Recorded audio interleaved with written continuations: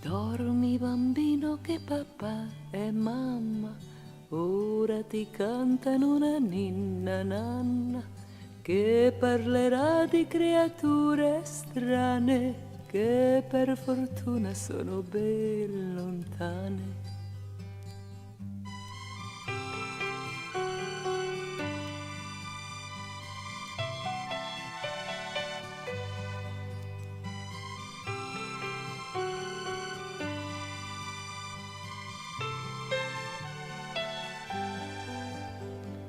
C'era una volta sulla nostra terra un animale che viveva in guerra, finché un bel giorno chiuse la partita, cadde il silenzio e si giocò la vita. Era un po' strano, niente affatto buono, le fiabe dicono si chiamasse uomo, grandi sue doti sono l'arroganza, la presunzione colma d'ignoranza.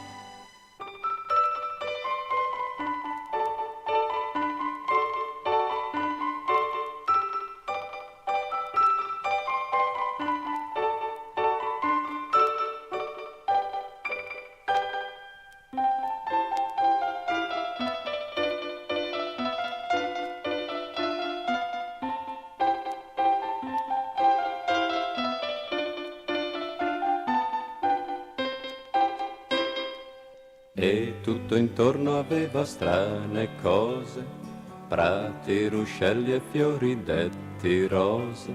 Sopra di lui brillavan stelle e sole, ma sono fiabe altro che parole.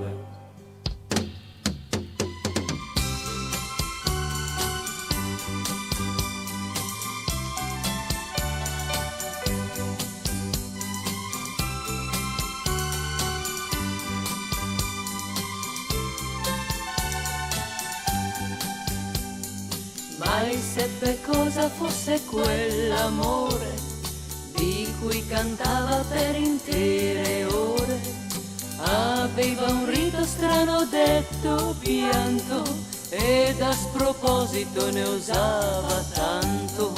Divise il mondo in servi e padroni e di quei servi ne ammazzò a milioni.